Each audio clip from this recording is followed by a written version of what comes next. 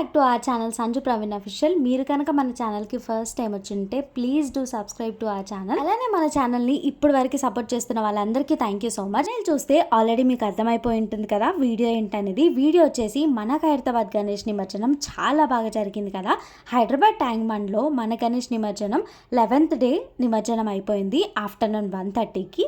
తర్వాత దేవుణ్ణి డిస్మాండిల్ కూడా చేయడం జరుగుతుంది.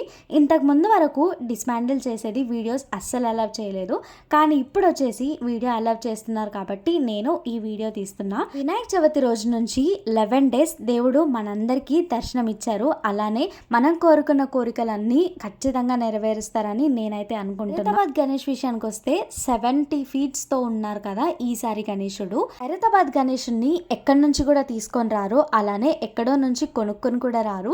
ఇక్కడే స్టేజ్ మీద గణేశుడిని మంచి ఐరన్ తీసుకొని వచ్చి వెల్డింగ్ వాళ్ళతో ఒక కాంట్రాక్ట్ తీసుకొని వాళ్ళ దగ్గరే స్వయంగా ప్రిపేర్ చేస్తూ ఉంటారనమాట వినాయకుడి విగ్రహాన్ని. ఈసారి ఖైరతాబాద్ గణేష్ లోపల ఐరన్తో పాటు వరి ఉంటుంది కదా గడ్డి, ఆ గడ్డి దాంతో పాటు మట్టి, ఇవి మూడిటితో మాత్రమే మన గణేశుడిని రెడీ చేస్తారనమాట.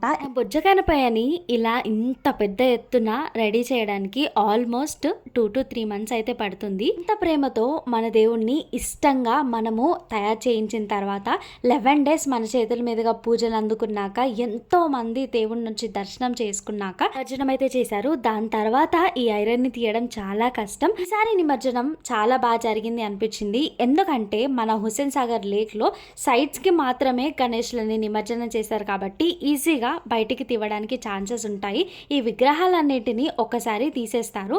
ఆ మట్టి, ఆ పిఓపి అవన్నీ కూడా కొంచెం వాటర్ లో మెల్ట్ అయిన తర్వాత ఆ ఐరన్ ని బయటికి తీస్తూ ఉంటారు. మనం చూస్తున్నట్టయితే దేవుడి లోపల ఉన్న మట్టి మొత్తం వాటర్ లోకి వెళ్ళిపోయింది. అలానే ఇంకా దాని లోపల ఉన్న గడ్డి కూడా అక్కడక్కడ ఉండిపోయింది. ఇక్కడ కనిపిస్తుంది కదా, ఇది వచ్చేసి దేవుడి తల మాత్రమే కింద ఉండిపోయింది. అంటే దాంట్లో ఇంకా మట్టి ఉంది. ఎంత ఇష్టంగా మన దగ్గరికి దేవుడు వస్తాడో అంతే ఇష్టంగా 9 days 11 days మనం దేవుణ్ణి గంగమ్మ తల్లి దగ్గరికి చేర్చాలి.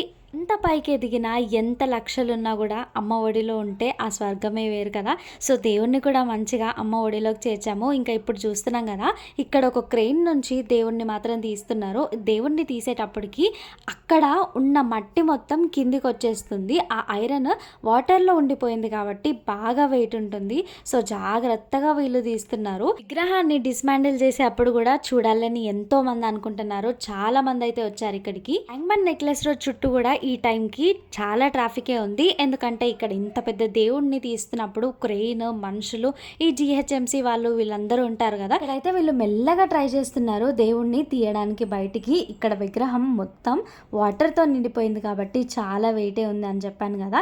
తల ఒక్కటే కింద ఉండిపోయింది. తల వచ్చేసి మనకి దేవుడికి 7 ఉన్నాయి కదా ఈసారి, సప్తముఖం అని అంటారు కదా. అంటే 7 మొహాలు. బ్రహ్మ, విష్ణువు, శివుడు ఒక సైడ్, ఇంకొక సైడ్ లక్ష్మి, పార్వతి, సరస్వతి, 2 sides దేవుళ్ళు ఉన్నారు. మధ్యలో మన వినాయకుడి మొహం ఉంటుంది కదా. ఇంకా ఈ తొండం కూడా అసలు మెల్ట్ అవ్వలేదు. అక్కడ కూడా కొంచెం కొంచెం వాటర్, ఇంకా అలానే మట్టి కూడా ఉండిపోయింది. కమిటీ వాళ్ళైతే చాలా జాగ్రత్తలు తీసుకుంటున్నారు దేవుణ్ణి తీయడానికి. ఇప్పుడు కొంచెం కొంచెం దేవుడి విగ్రహాన్ని పైకి తీస్తున్నారు. మీకు కనిపిస్తే ఒకవేళ మీరు అబ్జర్వ్ చేస్తుంటే తల కొంచెం పైకి వచ్చింది. ఇంకా అలా పైకి తీస్తున్నారు అనమాట వినాయకుడి విగ్రహాన్ని. ఇంత వెయిట్ని తట్టుకోవడానికి ఆ క్రెయిన్లో కూడా ఉన్న వాళ్ళు చాలా జాగ్రత్తలే పాటిస్తున్నారు. ఇన్ కేస్ ఏదన్నా జరిగితే అందరికీ ప్రమాదమే కదా. ఇలా దేవుణ్ణి చూసుకునే భాగ్యం నాకైతే దొరికింది. అలానే మీరు కూడా నాతో పాటు చూస్తున్నందుకు నేనైతే చాలా హ్యాపీగా ఉన్నాను.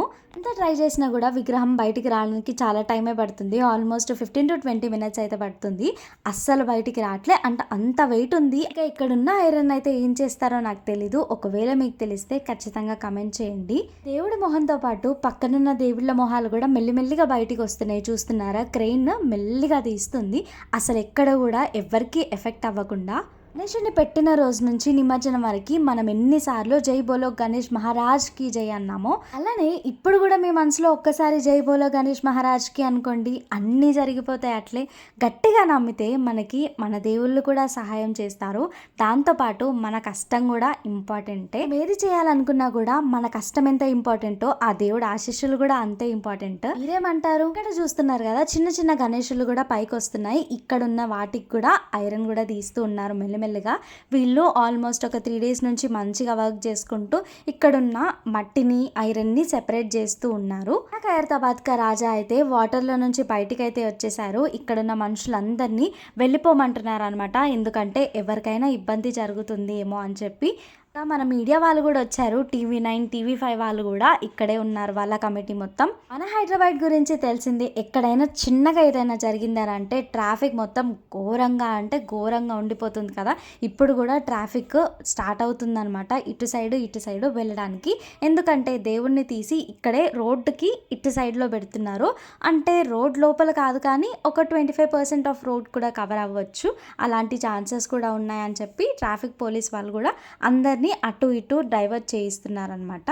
సో దట్ ఏంటంటే ట్రాఫిక్ కూడా అంతగా ఉండదు. మొత్తం చాలా సేఫ్గా బయటకు వచ్చింది. కానీ ఇక్కడ పాములు ఉన్నాయి కదా, అక్కడికి వచ్చేసరికి క్రెయిన్ కొంచెం ఇలా అయింది. అనుకున్నారు ఇక్కడ ఏదైనా బ్రేక్ అయ్యే ఛాన్సెస్ ఉంటాయని, కానీ అది ఐరన్ కాబట్టి ఏం కాలేదు.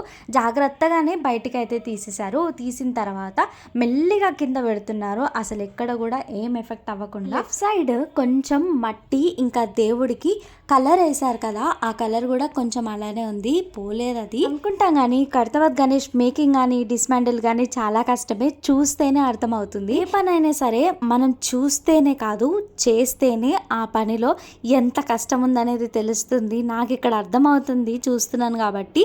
ఎంత కష్టపడతారో మేకింగ్కి అంతే కష్టపడుతున్నారు డిస్మాండిల్కి కూడా. ఇంత పెద్ద విగ్రహాన్ని బయట తీసి పెడుతున్నప్పుడు మన వాళ్ళు కూడా కాసేపు ఆగొచ్చు కదా. ఎంత ట్రాఫిక్ రూల్స్ పెట్టినా కూడా అస్సలు ఆగరు. జస్ట్ ఒక 5 to 10 minutes ఆగితే ఏమవుతుందో, ఒకవేళ ఏదైనా జరిగితే ఎవరికైనా ప్రాబ్లమే కదా, అది అర్థం చేసుకోవాలి. మన వాళ్ళు అలా అస్సలు అర్థం చేసుకోరు. ఇంకా ఎక్కడ వాళ్ళు అక్కడే వెళ్తూనే ఉన్నారు. కార్స్ ఇంకా చాలా మోటార్ వెహికల్స్. దర్శనం చేసుకునే అప్పుడు ఎంత థ్రిల్లింగ్గా ఉంటుందో చూసే అప్పుడు కూడా అంతే థ్రిల్లింగ్గా అనిపిస్తుంది నాకు. ఇక్కడ అందరూ చూస్తూనే ఉన్నారు, నెక్స్ట్ ఏంటి ఏం చేస్తారని. అక్కడ రోడ్డు మొత్తం బ్లాక్ అయ్యేలా చేశారు కాసేపటికి. ఫైనల్లీ మన గణేషుని అయితే కింద పెట్టేశారు. సేఫ్గానే ఇటు సైడ్ అటు సైడ్ ఉండిపోయింది. ఇంకా ఇటు సైడ్లో ఉన్న మట్టి ఇదంతా కూడా తీస్తున్నారు. మట్టిని జూట్ బ్యాగ్స్తో కవర్ చేశారనమాట. దేవుడి షేప్లో వచ్చేలాగా ఆ జూట్ బ్యాగ్స్ బాగా హెల్ప్ అయ్యాయి. ఇంకా అవి కూడా తీస్తూనే ఉన్నారు ఇక్కడ వెల్డర్స్. విగ్రహం లోపల ఎక్కడైతే ఉందో మట్టి, ఆ మట్టి మొత్తాన్ని ఇంకా ఇవన్నీ క్లాత్స్ ఇవన్నీ ఉన్నాయి కదా, ఇవన్నిటిని తీసేసిన తర్వాతే వెల్డింగ్ ఇవన్నీ స్టార్ట్ చేశారంట. మాక్సిమం వినాయకుడిని మొత్తం డిస్మాంటిల్ చేయడానికి ఈ రోజు లేదా రేపు పడుతుంది. రేపు మధ్యాహ్నం లేదా సాయంత్రం వరకు మొత్తం కంప్లీట్ చేస్తారు అని అన్నారు. ఇక్కడ కనిపిస్తున్నట్టు చిన్న చిన్న జాలీల్లో నుంచి ఆ మట్టి రావడం చాలా ఛాన్సెస్ ఉంటాయి కాబట్టి ఆ జూట్ బ్యాగ్స్ ఏవైతే ఉన్నాయో వాటితో కవర్ చేస్తే అసలు మట్టి బయటికి రాదు కదా. దాంతోపాటు మనకి ఇక్కడ కొన్ని థ్రెడ్స్ కూడా యూజ్ చేస్తున్నారు, అది ఎక్కడికి వెళ్ళకుండా అవన్నీ కూడా ఇప్పుడు తీసేస్తున్నారు. అసలు నేను భయపడ్డాను అసలు వీడియో తీస్తుంటే ఏమంటారో ఏంటో అని, కానీ పాపం వాళ్ళు ఏమనలేదు. ఇక్కడ అందరూ కూడా వీడియోస్ తీసుకుంటున్నారు. చాలా ఇయర్స్ నుంచి ఈ వెల్డింగ్ ఈ కాంట్రాక్టర్ ఈ కమిటీ వాళ్ళకే ఇస్తారంట. ఎప్పుడైనా సరే వాళ్ళే చేస్తారంట మన ఖైరతాబాద్ గణేష్ని.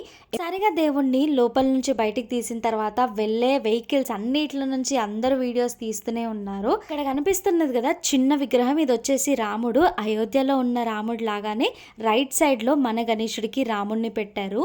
ఒక 5 minutesలోనే ఎంతమంది ఉన్నారో అసలు వెనక చూస్తే వామ్మో ఇంతమందా అని అనుకున్నాం. అంత ఘోరంగా ట్రాఫిక్ మనుషులు ఉండిపోయారు. అంటే వినాయకుడిని చూడడంలో ఆ హ్యాపీనెస్సే వేరు కదా, మీరేమంటారు? దేవుడి మోకాల దగ్గర నుంచి కింద పాటు వరకు మట్టి మొత్తం వెళ్ళిపోయింది. ఇంకా పైన విగ్రహాలకి మాత్రమే ఆ మట్టి అలానే ఉండిపోయింది. దాన్ని మెల్లిగా తీస్తున్నారు వీళ్ళు. నిజంగానే దేవుడు ఇక్కడే ఉన్నాడు అన్నట్టు నేను 5 rounds అయితే వేసిన, మంచిగా దేవుని చుట్టూ తిరిగిన 5 times.